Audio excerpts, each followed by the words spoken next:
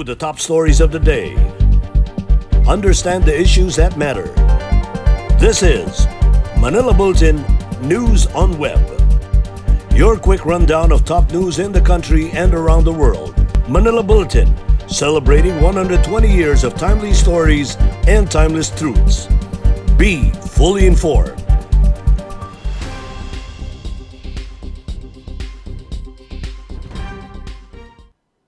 Hi, I'm Barbie Atienza. This is MB Now, and here are your news on web. Brighter days ahead. This was the message of President Rodrigo Duterte to Congress as the Chief Executive asked for a swift passage of the proposed 2021 national budget, which aims to sustain and strengthen the efforts of the government in effectively responding to and recovering from the pandemic. Our Malacanang senior correspondent, Jen Cabiling, has this story. Brighter days await the country beyond the bleak times brought by the virulent onslaught of the coronavirus pandemic. This was the message of President Rodrigo Duterte to Congress as the Chief Executive asked for the swift passage of the proposed 4.5 trillion national budget for 2021. Submitted by the Department of Budget and Management to Congress Tuesday, the budget aims to sustain and strengthen government efforts in effectively responding to and recovering from the pandemic. The President recognized the destruction and hardship caused by the pandemic in the past few months, but voiced optimism the resilient nation will heal, recover, and win against the health crisis. Duterte admitted the magnitude of the health crisis shook the nation as the pandemic left a trail of destruction in terms of lives and livelihood. The coronavirus pandemic has so far infected more than 200,000 people in the country, even as the government moved to step up testing, tracing, and treatment efforts. For MB Now, this is Jen Cabiling reporting. The government is targeting to test 3.3 million people by next month, which is in line with its intensified efforts to combat the COVID-19 pandemic. In its budget message to Congress, President Rodrigo Duterte said the government aims to test around 2 to 3% of the country's population, estimated to be around 110 million by September.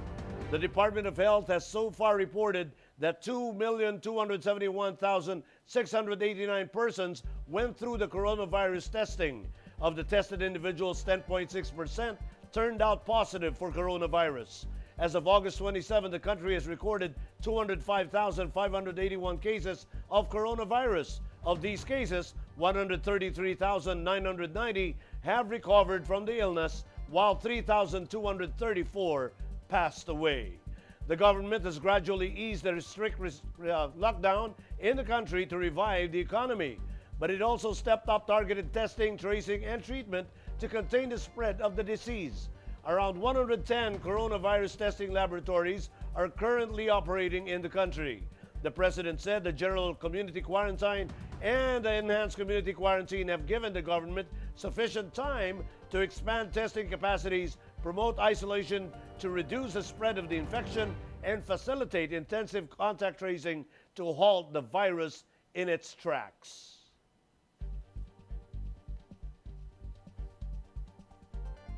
A warning to those who have recovered from a coronavirus infection. There is still a huge probability of reinfection from the virus.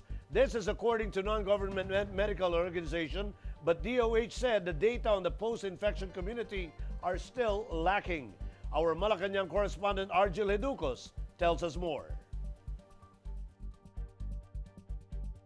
There may be documented cases of COVID-19 reinfections, but nothing is definite with regards to its effect to a coronavirus victim. But Project ARC medical team leader Dr. Mingita Padilla warns those who have recovered from a coronavirus infection not to feel invincible, as there is still a huge probability of reinfection from the virus. Recently, the University of Hong Kong reported its first confirmed case of COVID-19 reinfection. The 33-year-old Hong Kong resident reportedly tested positive for COVID-19 again 4 months after he first contracted the disease. So yes, there seems to be reinfection. At least we have one documented na talaga sa Hong Kong. Yung mga iba ay tinatawag na anecdotal, naka-register even dito, may mga reinfection, no? But I don't think pinag-aralan yung different genomes, kung talagang same infection, same virus, or ibang strain. Kasi kahit sa Pilipinas, may bagong strain na tayo nakita. No? So marami pang hindi alam, marami pang mga tanong. But the DOH said the data on the post-infection community are still lacking, citing the World Health Organization. The DOH added that they are closely monitoring the matter and will act on it once reliable scientific information is available. Padilla meanwhile warns that at the moment there is still no proof that a coronavirus victim will get immunity from the virus should he or she recovers from it. Itong documented na reinfection sa Hong Kong, hindi siya kasing tindi. Ang nangyari dito sa taong ito, naka-infection siya sa March, tapos gumaling, pumunta sa Europe, bumalik, naka-infection uli. Pero ang kagandahan sa second infection niya ay hindi siya kasing tindi, mild lang siya. So we cannot say what it will be like, no? A lot will also depend dun sa immune system, dun sa health ng tao na nagkaroon na ng COVID. For MB Now, this is Argil Hiducos reporting. Pope Francis expressed sadness over the passing of retired Lingayen Dagupan Archbishop Oscar Cruz. Vatican Secretary of State Cardinal Pietro Parolin relayed the message of the pontiff in a letter to Lingayen Dagupan Archbishop Socrates Villegas.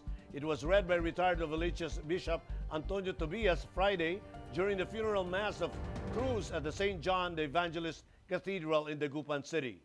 The pontiff also imparted his apostolic blessing to all those who mourn the passing of the former head of the Catholic Bishops' Conference of the Philippines. Cruz, 85, died on August 26 due to multiple organ failure caused by critical COVID-19 infection. His cremated remains were interred at the Santuario de San Juan Evangelista in Dagupan.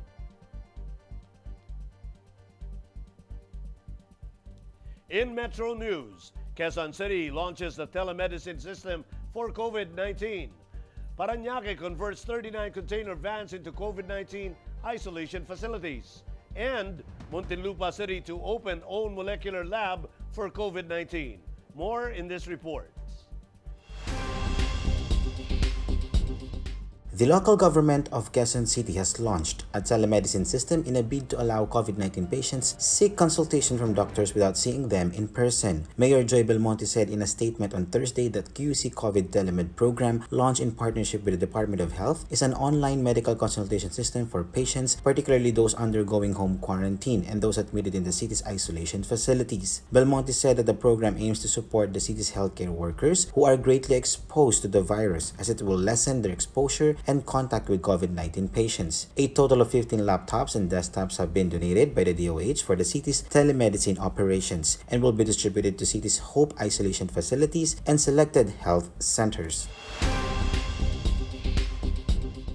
A total of 39 container vans were converted into isolation facilities by the Parañaque City government for COVID-19 patients and will start operating before end of this month. Mayor Edwin Olivares said the prototype health facility will serve as a temporary shelter for patients who would be possible carriers of the dreaded disease while they await processing and medical intervention from the city health office. Each 40-footer shipping container van is divided into 4 rooms and designed as per DOH guidelines and recommendations to have proper ventilation and toilet and bath for each room, in as much as every probable COVID-19 patient needs full isolation. The Muntinlupa City government will soon have its own molecular diagnostic laboratory to process swab samples for COVID-19. Mayor Jaime Fresnedi announced that the molecular testing facility is being constructed at the Sagip building at the back of the city-run hospital ng Muntinlupa, Philinvest in Barangay Alabang. The construction of the Hospital ng Manila Molecular Laboratory has passed the standards set by the DOH. The construction and training of medical personnel will be completed in 1 month and the laboratory will start operating in October. They are targeting to have 2 polymerase chain reaction machines and the laboratory which can accommodate up to 3 machines. The laboratory may be able to process 500 to 900 samples a day, and test results may be released as early as within 24 hours. Here are the top news in other parts of the country. 3 Ivatan fishermen found. Authorities want Eastern Visayas to be placed under GCQ. And COVID-19 cases in Davao region surged past the 2,000 mark. More from this report. Three Ivatan fishermen who were reported missing last Saturday, August 22, after sailing in the northern waters of Batanes, were rescued in Dinem Island Thursday, August 27. One of the rescued fishermen, Eduardo Elica, narrated that they were caught by bad weather while sailing the northern seas of Batanes that made it hard for them to control the boat. Because of this, they decided to take shelter in Dinem Island to escape the dangers of rough seas due to severe tropical storm Igme. The provincial government of Batanes stated that the three Ivatan fishermen were living symbols of Ivatan resiliency, hope, and faith. In order to curb the continuous spike of coronavirus disease cases in Eastern Visayas, the Regional Interagency Task Force on Emerging Infectious Diseases, together with the Regional Task Force on COVID-19, has asked the National IATF to revert the status of the region to general community quarantine starting August 28 for 14 days. It also seeks to impose a 15-day moratorium on the entry of locally stranded individuals. The IATF-EID sought the 15-day ban on the return of LSIs since more than half of the COVID-19 patients as of August 25 were LSIs who came from Metro Manila and Cebu. Davao Region posted 76 more cases of coronavirus disease on Thursday that sent its total number of infected patients over the 2,000 mark. The DOH said, with the additional cases, the total number of cases has reached 2,015, with 443 of these still active cases. Davao City recorded the highest number of new cases with 57, followed by Davao del Sur with 7, Davao del Norte with 5, Davao Oriental with 4, and Davao de Oro with 3 cases. The DOH also recorded 28 additional recoveries on Thursday, bringing to 1,506 the total number of reported recoveries.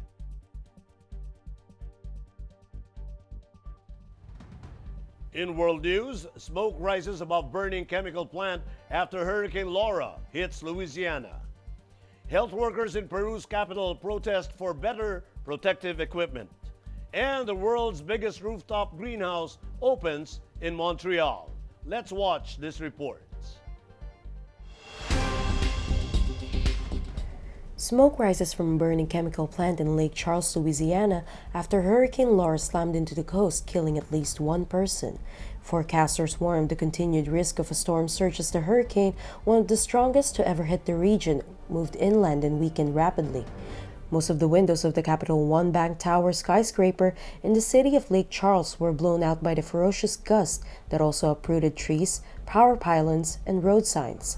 Streets were flooded, debris flew through the air, and buildings were submerged by water or destroyed. More than 700,000 people were without power in Louisiana and neighboring Texas, according to the poweroutage.us site.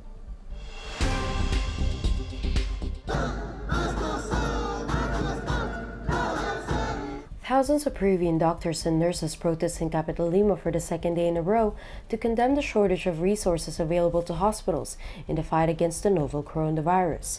They demonstrated in front of the Rebeliati Social Security Hospital in Lima with photographs of doctors who died from coronavirus in a black cardboard coffin. Similar protests were also registered for the second consecutive day in other regions of the country. Doctors are demanding better biosecurity equipment as well as more supplies for hospitals and better wages. Building on a new hanging garden trend, a greenhouse atop a Montreal warehouse growing eggplants and tomatoes to meet demand for locally sourced food has set a record as the largest in the world. It's not an obvious choice of location to cultivate organic vegetables in the heart of Canada's second largest city, but Lufa Farms on Wednesday inaugurates the facility that spans 15,000 square meters, or about the size of 3 football fields. It is the 4th rooftop greenhouse the company has erected in the city. The first, built in 2011 at the cost of more than $1.5 million, broke new ground. Since then, competitors picked up and ran with the novel idea, including American Gotham Greens, which constructed 8 greenhouses on roofs in New York, Chicago, and Denver, and French Urban Nature, which is planning one in Paris in 2022.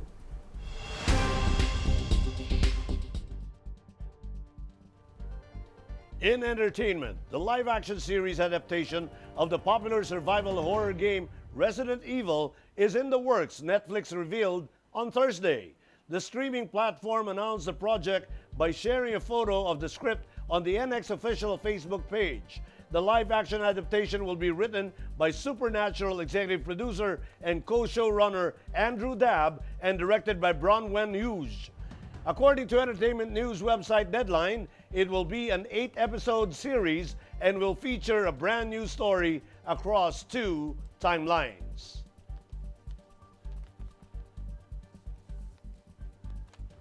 And in sports, the Games and Amusements Board announced yesterday that the government has approved the training and competition of professional practitioners of boxing and other contact sports, but only those under modified general community quarantine. These combat sports are the latest to restart training after the Philippine Basketball Association and the Philippine Football League. However, Metro Manila and outlying provinces remain off limits for now, as they are still currently under general community quarantine or GCQ. Apart from boxing, also allowed to conduct events under MGCQ are Muay Thai, kickboxing, and mixed martial arts. Based on the Joint Administration Order guidelines, individuals involved in these combat sports, including promoters, coaches, and officials, are required to attend a COVID-19 basic infection control and safety seminar, which is part of the event permit requirements. Other requirements include holding events for a maximum of 5 bouts behind closed doors, isolation of participants, and swab testing. Provisions for event quarantine or hotel facility must also be the responsibility of the promoters. And those are the news on Web today, August 28, 2020. For more news and details, get your copy of Manila Bulletin newspaper tomorrow or log on to www.mb.com.ph. You may also subscribe to our newsletter through the link on this video's caption to have the day's latest news delivered to your very own inbox. I am Barbie Atienza for Manila Bulletin, celebrating 120 years of timely stories and timeless truths. Join us again on Monday. This has been MB Now. Be fully informed.